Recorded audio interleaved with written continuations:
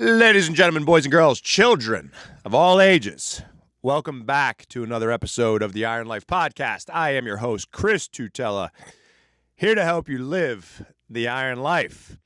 Now, guys, it has been a couple weeks from my last show. I know I told you I was going to hit, a weekly show from now on, moving forward, but again, the two kids, life has gotten a hold of me, but I promise I will do much better moving forward. We're going to get rolling here. We're going to get more and more consistent with these episodes. I've had a few guys reach out to me on IG asking why I didn't drop an episode last week, and all I could say is my apologies. I got no excuses.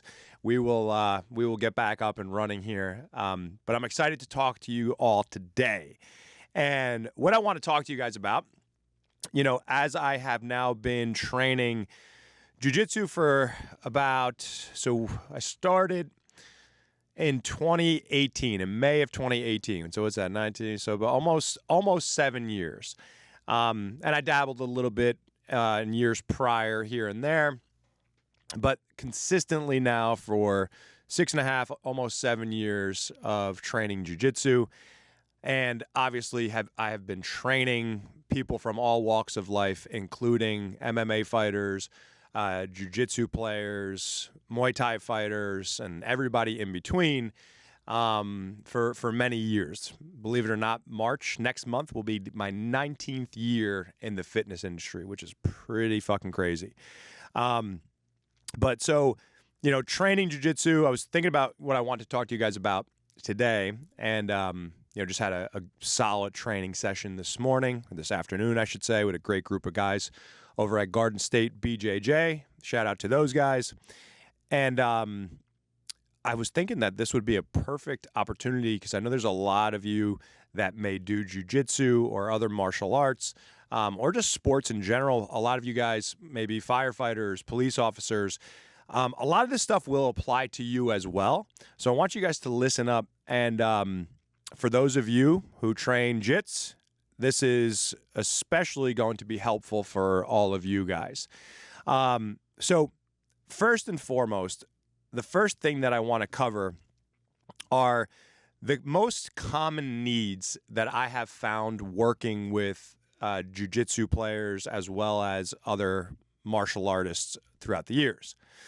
So a few things that seem to be pretty common are a lack of strength in the human movement patterns. And I'm going to go over what those are. You may have heard me speak of those before, but I will go over them again.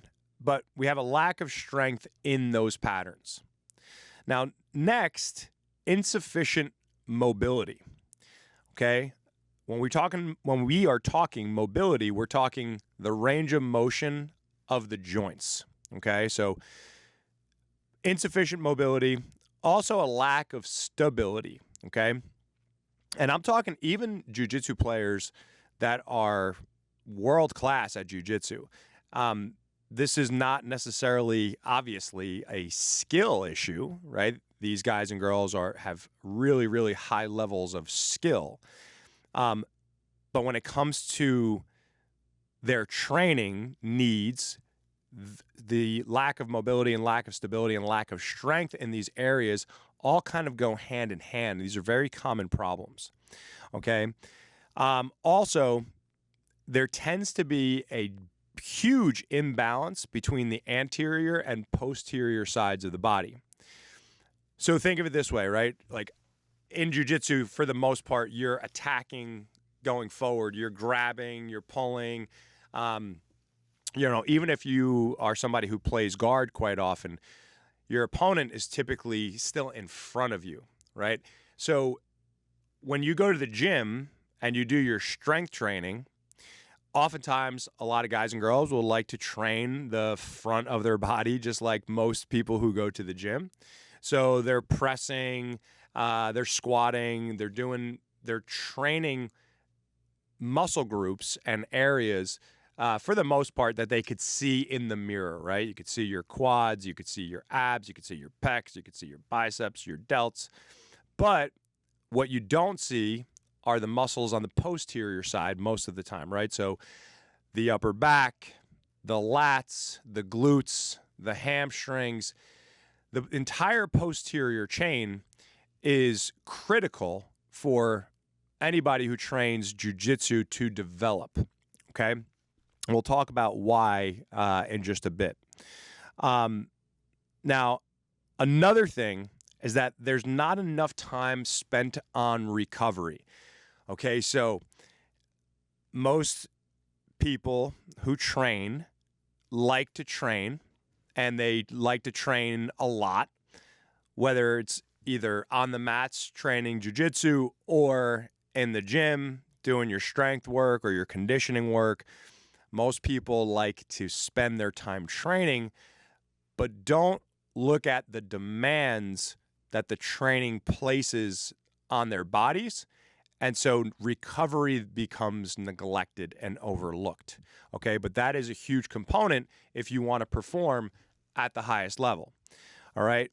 And finally, most people, if you're training, if you're on the mats and you're sparring all the time, a couple days a week, or some of you guys might be training every day, but if you're training frequently, your conditioning is pretty fucking solid for the most part. Now, of course, we could always make it better if you are training for a competition or if you're training for an MMA fight or whatever it is.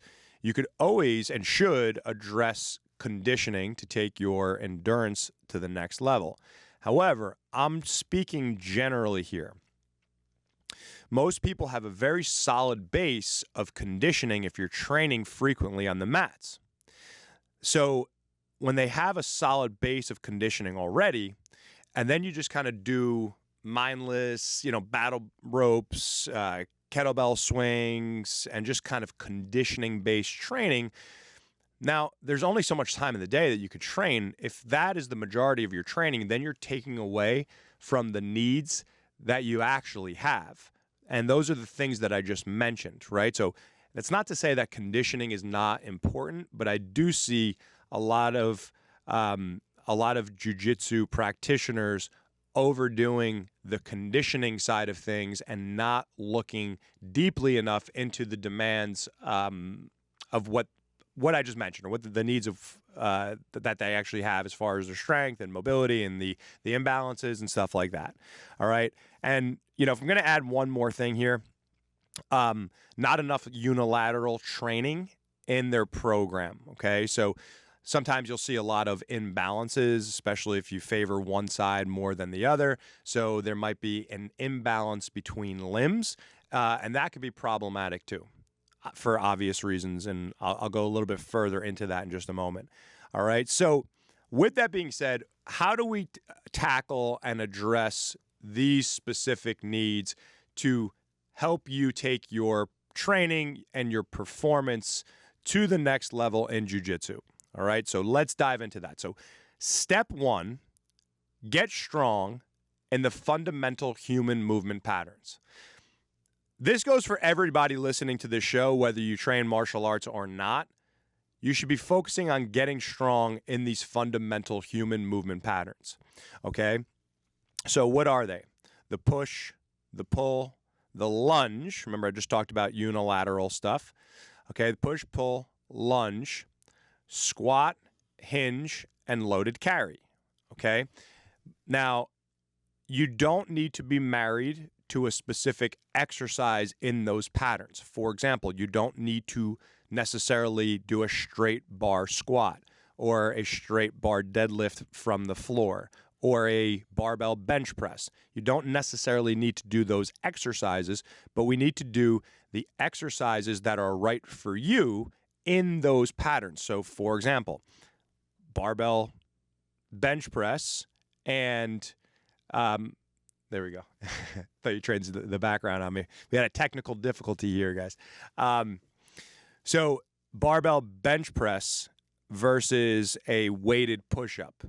Same pattern, same muscle groups, different exercise, with the weighted push-up being far less stressful on the shoulders, and also helps enhance the scapular mobility since the scaps are moving freely during that exercise versus being pinned on a bench, okay?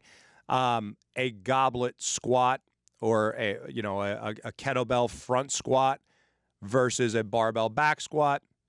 A barbell squat is going to be super compressive on the spine and also really crank your shoulders into a tough position. Your shoulders are getting cranked enough in training for the most part, right? So putting a bar on your back and squatting might not be the best idea, but we could train that same pattern using a belt squat, using a pendulum squat, a goblet squat, a kettlebell front squat, a barbell front squat with straps could be a better option for most people. Safety bar squat. All right. Hopefully you guys get the point.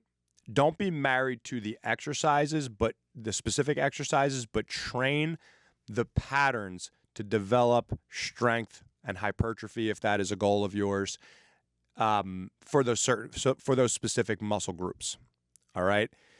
But that right there, guys, that is going to be not only a key to your performance because you're developing strength in those areas, but the strength that you develop is also going to help you prevent some avoidable injuries or preventable injuries, okay?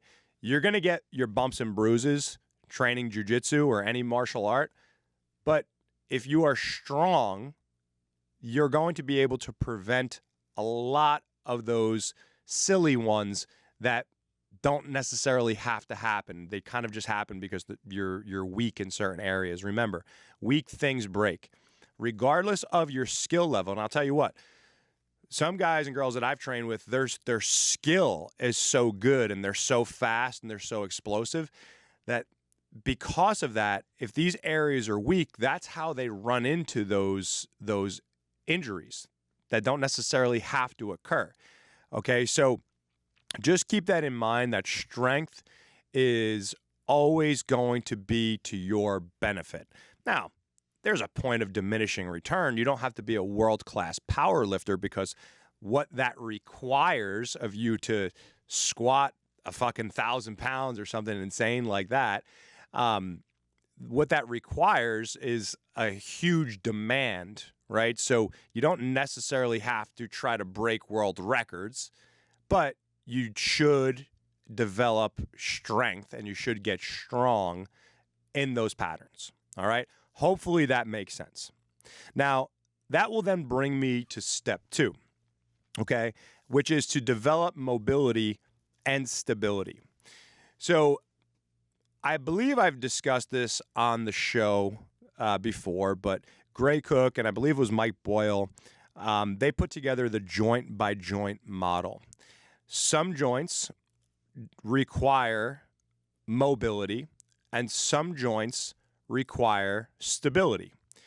When you go through the joint by joint model, starting with the ankles, you could see that's basically it basically alternates from mobility to stability as far as the demand for the joint, right? So when you look at the ankles require more mobility, okay? If you have poor ankle mobility, that could lead to knee issues, that could lead to hip issues. It could cause all types of problems. Obviously, ankle issues, especially in jits, if you're getting put in any type of foot lock or something like that. So ankles. Then knees are going to require more stability. You don't necessarily want a mobile knee with a crazy range of motion. Of course, just flexion and extension, but you don't want necessarily a mobile knee. You want stable knees, okay? Your hips will require mobility. Your lumbar spine will require stability. Your thoracic spine, that mid portion of your back, will require some mobility. You need to be able to rotate. Your scaps will actually require both. So the scapula requires stability and mobility. The glenohumeral joint, which is the ball and socket joint of the shoulder, requires mobility. And then finally, your cervical spine is going to require stability, right? So when you look at these things, of course, there are specific exercises that we could utilize to address these areas, all right? That's for certain. But when you're training those fundamental human movement patterns and you're doing this you're training through a full range of motion, great technique, a well-designed training program for you and your structure, well, guess what? You're going to be checking a lot of these boxes with stability and mobility simultaneously. For example, when you perform a proper squat, well, you're going to be developing range of motion in the hips. You're going to be checking the box of stability in the knees to some degree. And you're also, depending on you and what your squat is going to look like, you'll be developing some ankle mobility as well. Now, if you have poor ankle mobility, maybe you put your heels, you elevate your heels onto some type of wedge or slant board, something like that. So you could eventually build and develop that ankle mobility, but you could use certain exercises, slowly pushing your knee forward over your toes to develop that ankle mobility, right? So, same thing, if to use the example that I did before, the weighted push-ups, right? So scapular stability and mobility as you're going through that range of motion, right? If you're doing some type of row variation, scapular mobility, we want those scaps retracting and protracting. Same thing, even if you're doing a vertical pull, right? So we're getting the scaps to elevate, we're getting the scaps to depress, so they're moving. So you want to make sure that not only are you getting stronger, but we're checking the boxes here for stability and mobility. And guess what, guys? Just like I mentioned earlier, a big factor here is injury prevention. When you lack mobility, when you lack stability, and you lack strength, guess what? That is the fucking recipe for an injury that could have been avoided. So that is why your strength training, quality strength training through a full range of motion is so important, okay? So with that being said, we need to get stronger. We need to train properly. And we need to do that in a way where it's designed for you, and we're choosing exercises that aren't going to add unnecessary stress to your joints. Okay, I don't care if you're a weekend warrior, if you're a hobbyist like me, or you're competing at the highest level, the same rules apply. Okay? Now, once we have that stuff dialed in, let's talk about step 3 in addressing your key issues. And, excuse me, again, if you're training the right way and you're checking the boxes on all these movement patterns, well, then we're going to work out that imbalance between the anterior and posterior sides of the body, right? But a good ratio for you is 2-to-1 or maybe 3-to-1 posterior to anterior work, all right? So, for example, if you're doing, let's say, over the course of a training week, I'm just going to throw a random number at you, okay? So don't hold me to them. Just making up numbers to make it easy. But let's say you do 6 total working sets in the horizontal push movement pattern. Well, we could do 12 sets of the horizontal pull movement pattern, so we could continue to work out that imbalance. Because, guys, when you're training, we're constantly, again, we're using the anterior sides of our body. We're reaching, we're gripping. Even if you're trying to throw, so like a lot of times you're using the front of your body, okay? If you're pushing especially. And then day-to-day life, when you're mostly using this side, right? The front of your body, for those of you that are just listening. And then you factor in sitting. We factor in driving. We factor in looking at our phones, looking at our computers. We're in this bad posture all day. When you factor that in, you realize the demand for that posterior work is so fucking important. So that's why I like a 2-to-1 or even 3-to-1 pull to push ratio, okay? Most people don't even have a 1-to-1 ratio. It's usually like you throw in some back work here and there. Maybe you do some deadlifts or something like that, but that's not going to cut it. You got to make sure that your program is designed to help you work out that imbalance. So make sure that your programming is set up properly for what you need. Guys, this is a shoulder injury waiting to happen if you are just kind of like going to the gym and doing bench press and push-ups and stuff like that, and you're not focusing on really building and developing that upper back. Plus, from a performance standpoint, a strong back is going to be a huge benefit for you. And I'm not even just talking about a strong back, strong glutes, strong hamstrings, right? Like that, these are muscle. Like think of the body as a chain, right? Everything that you do is going to involve the entire body for the most part. Okay, so you're going to need to develop a strong chain. You don't want these weak links anywhere. Not only does it set you up for injury, but it's going to lead to energy leaks. So this way, for example, if you're trying to produce force in a specific plane, if you have a weakness, there's going to be an energy leak because we don't have that we have that weak link there, and that's going to lead to you now putting yourself either in a bad position or just leading into an injury due to compensation. So you got to be very mindful of these things and how to work out these imbalances. All right. Which then brings me to step 4, which is having real core training in your program. A lot of jiu-jitsu guys and gals that I know like to do crunches, leg lifts, and all that stuff. And I'm not saying direct abdominal work is bad. However, speaking of energy leaks, you got to look at the core as a whole. Okay, the core is not just your abs. The core is basically every muscle group from your knees to your shoulders.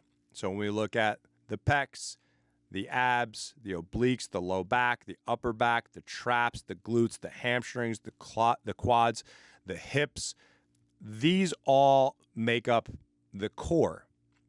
So if you're just doing direct abdominal work, we're leaving a lot of core strength and stability on the table here. So remember this, the key function of the core is to stabilize the extremities. To stabilize the spine as the extremities move. Now, when you think of fundamental human movement patterns like I just talked about, the squat, deadlift, single leg work, push-ups, etc., think about what's happening here. We are stabilizing the spine as extremities are moving, okay? Especially for squat variations, deadlift variations, even rowing variations. We have to stabilize the spine as our extremities are moving. So those are some of the best core exercises that you can do. You're addressing not only those prime movers, but we're addressing the core simultaneously. Then we have to add in some locomotive work, which as far as the fundamental human movement patterns, we talk about loaded carries, right? So farmers walks, waders walks, all different types of different walking. Those are going to really, they're some of my favorite exercises for addressing the core and also addressing grip strength as well if you're doing heavy loaded carries and whatnot, okay?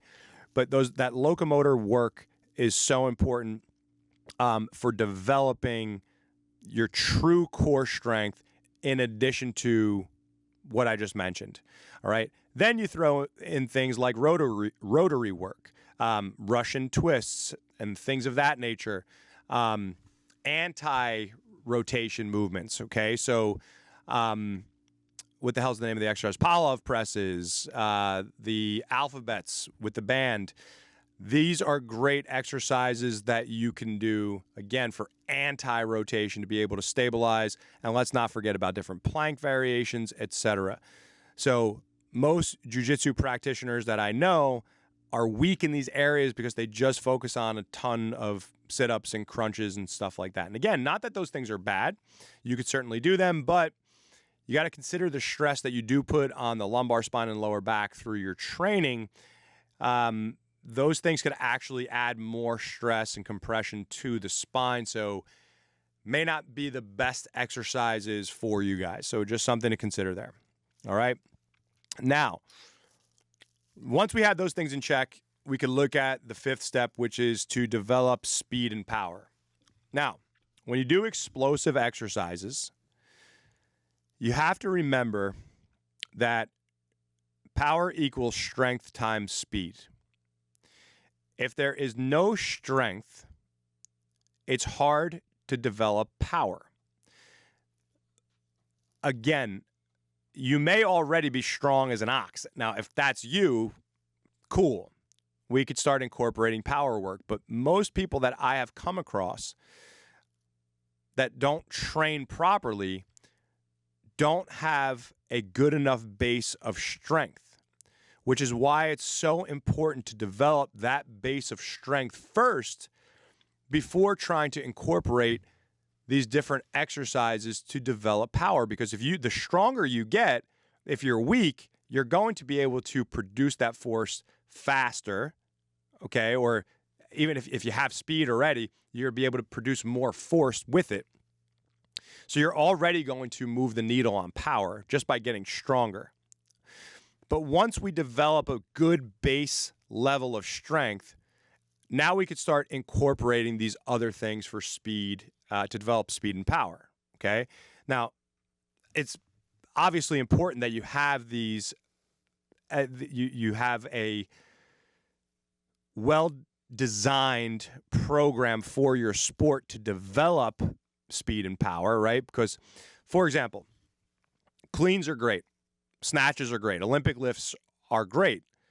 But if you're just learning them, I don't love them as a part of your program because, one, it goes back to the beginning of what we just talked about, your stability, your mobility. If you don't have these things, if we don't have proper deadlift technique, we don't know how to stabilize your spine, like throwing those exercises in could just do more harm than good.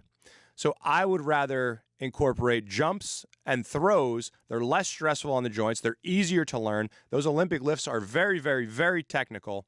So, and they could be very stressful on the joint. So I think that jumps and throws give you a way bigger bang for your buck. You'll still learn to generate force. You'll be able to demonstrate your strength fast, which is what power is. And that's, in my opinion, the best way for you to develop your power, take it to the next level, okay? But remember that it's important to get strong first. So it depends on where you are in your training program, or just in your training in general, all right? Now, with that being said, step 6, develop your grip and your neck, okay? Now, these two things are important for obvious reasons. If you've trained jiu-jitsu at all, you'll know how important it is to have a strong grip. And then, of course, the neck, that's pretty obvious, right? So I think a mistake that people make is they go right to the direct grip work, and they kind of overlook the bigger exercises, the compound exercises that check the box on grip strength. So, for example, if you deadlift using a pronated grip, that's going to really strengthen the hands and the forearms. If you're doing heavy loaded carries, same deal. If you're doing bent over rows, same deal. We're doing single arm dumbbell rows, same deal, right? So when you're putting heavy weights in your hands and you're getting stronger, you're also going to be developing your grip as well as the prime movers, your forearms, your hands, your fingers. Everything is getting stronger, okay?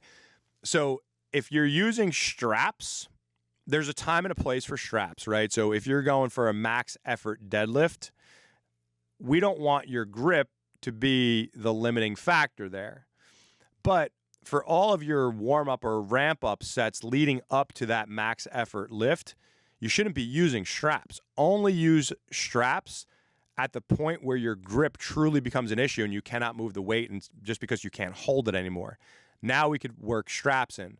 But outside of that, don't use straps on any exercise, all right? Get your hands strong before we use them. And I would say that it's even it's more important if you're a beginner in strength training.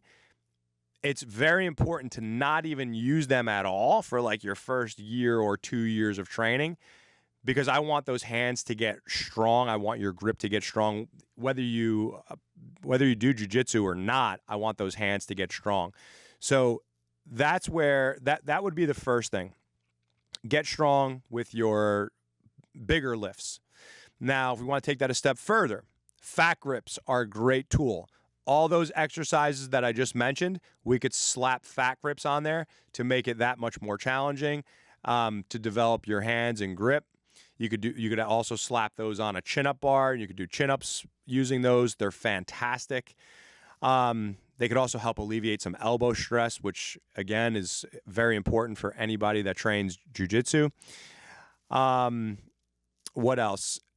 Towel chins, that's obviously a great exercise. So you could actually, I've seen some guys use an actual gi that they cut up and they wrap it around a chin-up bar, and you could hold on to that and you could do chins. You could do rows with that, or if you don't have a gi, you could just use a towel. Make sure it's a strong, sturdy towel that's not going to tear on you. You could get grippers, of course, to utilize.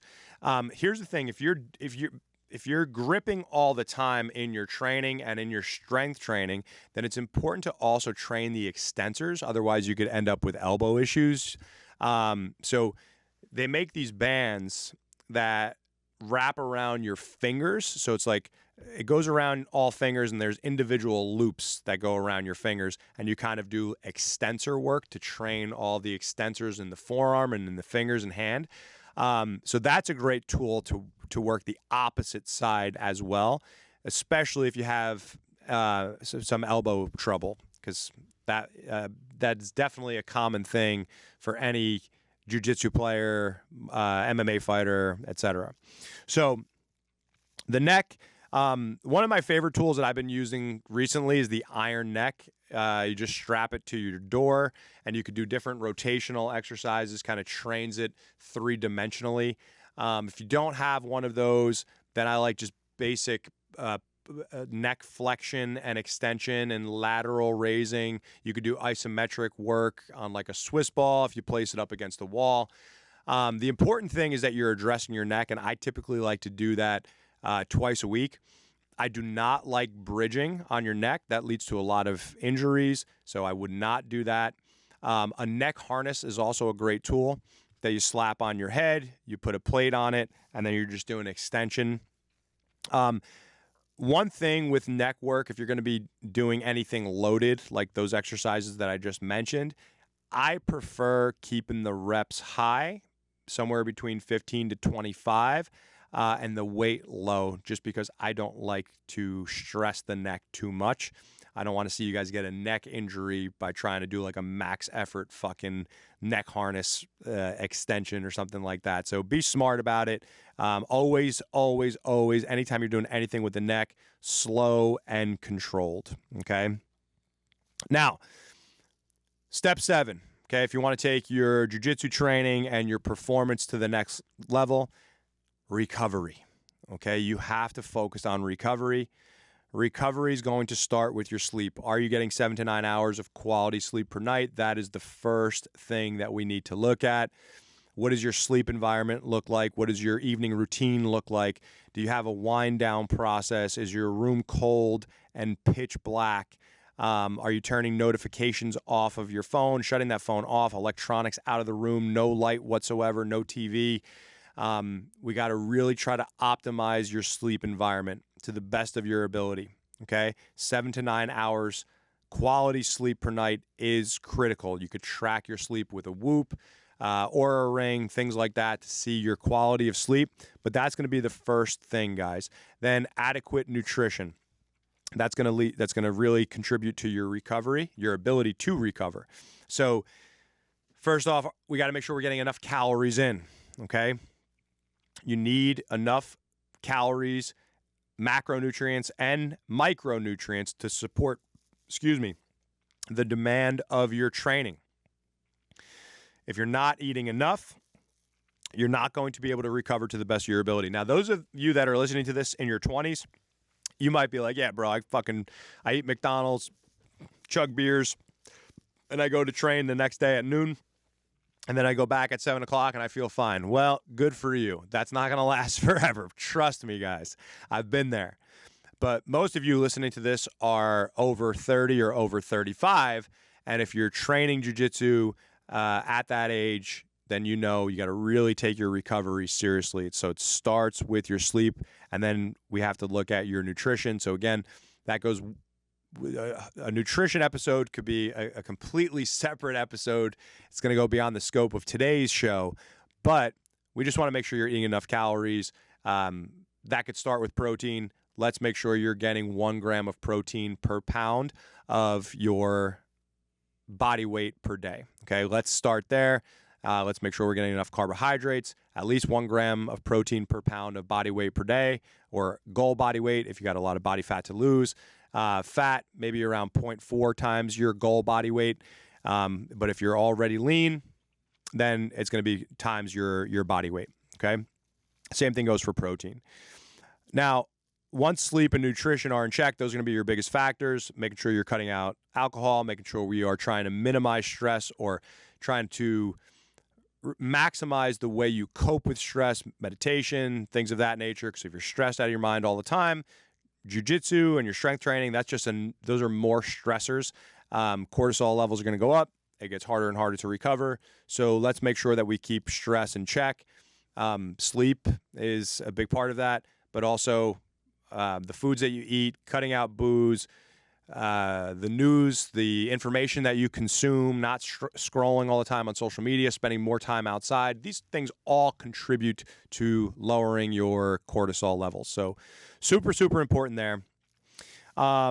Then we could look at things like sauna. We could look at things like cold plunging. We could look at things like contrast baths. You could simply do that in a shower, guys. It's my favorite way to wake up. I do it every single morning. I take a hot shower, and then I finish on ice cold for 3 minutes, and you are fucking wide awake after that. You feel great. But you could even go back and forth from hot to cold. That's going to constrict and dilate the blood vessels, going to pump some fresh blood and nutrients into the muscles, help you recover a little bit better. But all these things will contribute to your recovery, guys. But if your sleep's not fucking dialed in, if you're not eating enough of the right foods, it's going to be hard to recover. So these things are just bonuses. A massage is another thing that I would plug on there as often as you can. If you cannot afford a massage, or you just don't have the time to go and get a massage once a week or once a month or every other week, then I would say get a foam roller, do it while you're watching TV, do some basic mobility work on your days off or on a recovery day. That's going to be really important. Also, zone 2 cardio. Just do 220 minus your age, and then take 70% of that. That's the heart rate that I want you to maintain for 30 to 60 minutes, just doing some type of low impact activity. It could be swimming, could be walking, could be hiking, could be riding a bike, doing a elliptical, whatever it is you like to do, but just kind of maintaining. Not only is that huge for cardiovascular health and longevity, but it also aids in recovery as well. And from a conditioning standpoint, it will help build and develop your aerobic capacity. So that's something to consider as well. Okay. All right. Step 8, the final step here, guys.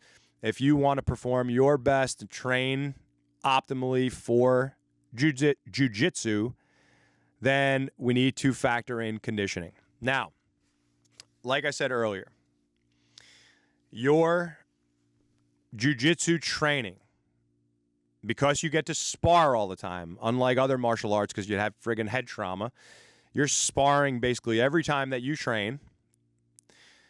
That is going to check the box on sport-specific conditioning more than anything else that you can do.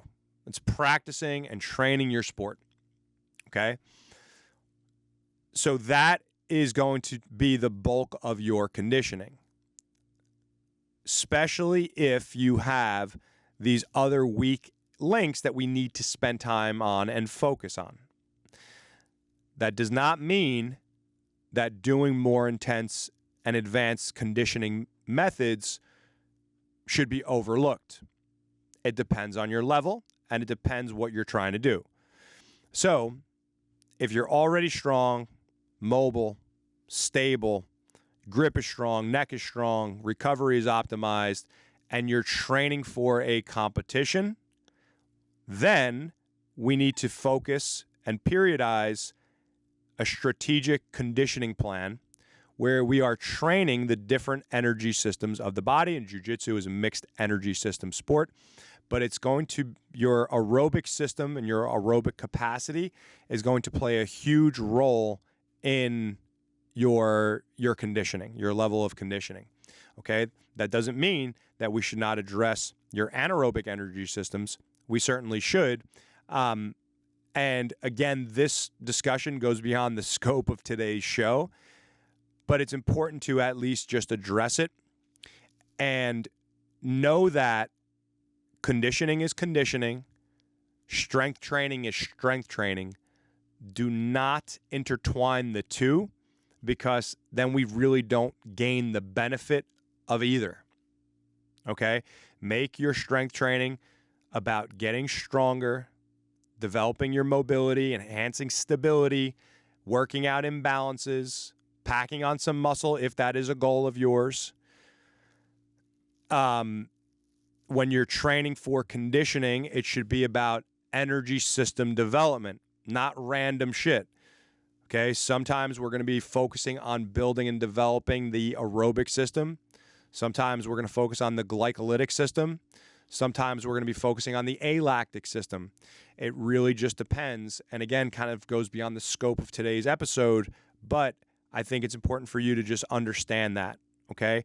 But for the most part, most of you listening, if you're a weekend warrior, if you're a hobbyist and you just like to train, you might not be competing, or maybe you compete once in a while, the majority of your training should be focused on getting stronger in the gym and everything else that I just mentioned.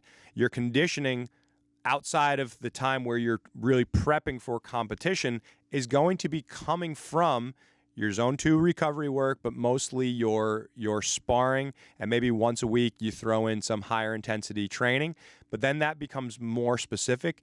What I like to do is, as you start preparing for competition, we start to cut back a little bit on the strength work. That's the stuff that we're focusing on year round, and we start to program more conditioning specific stuff outside of your jiu-jitsu training, so we could focus on your stamina and endurance for competition. All right, so I hope that makes sense. Now, with that said, guys, we covered a lot of stuff today, all right? Again, if you're listening to this episode and you've never trained jiu-jitsu or any martial art a day in your life, what I just mentioned, a lot of this applies to you too. This is just like, in general, how we should all train. There are some things that we discussed that are specific to jiu-jitsu players and fighters. So if you do train, if you do compete in jiu-jitsu, then I want you to take what I just said and I want you to map out your training program. And I want you to also recognize this. If you're training a lot on the mats, you don't want your strength work to impede your training, because that's the thing that's important to you. If your performance and your skill development is important, well, we don't want your strength work to diminish your ability to get better, right? So if you're sore all the time and you can barely fucking stand up from taking a dump, well, that's not going to be a great training session that day, right? If your legs are destroyed, or if your chest is just, pecs are so sore from all the volume and that you just did in your strength work, that's not great.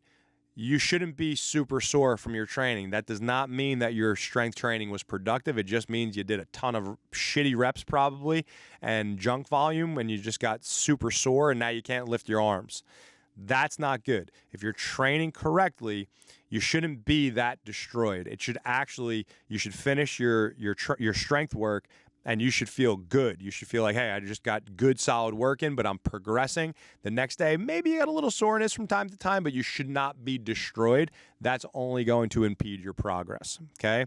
So think about what I said today, guys. Let me pull up my notes to make sure I didn't miss anything here. So we said get strong in the fundamental human movement patterns. We said develop stability and mobility. Don't forget about that joint by joint model.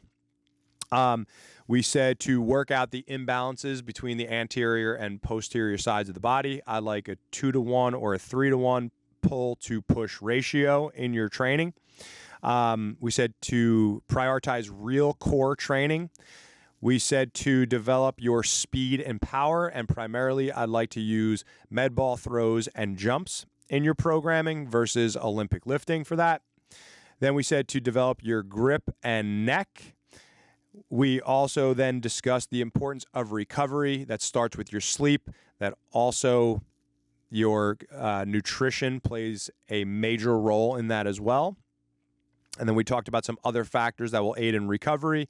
And then finally, we discussed your conditioning and how, for the most part, year-round, your sparring and your jiu-jitsu and martial art training on the mats is going to be what really builds your sport-specific conditioning.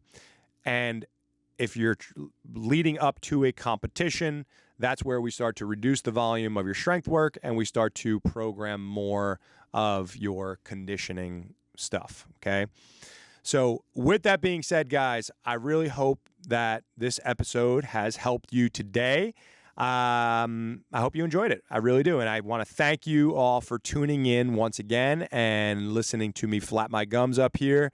I love and appreciate you all. If you found this episode helpful, guys, if you know anybody who trains jiu-jitsu or martial arts, I think it would be really helpful for them if you just share this episode with them or just post this up onto your social media. It really helps us not only help other people, but also helps us grow the show. So thank you in advance for doing that. And if you have a quick moment to leave a 5-star review on iTunes or leave a written review, that would truly mean the world. It really, really helps us in the algorithm, helps us grow this show. So thank you in advance for that as well.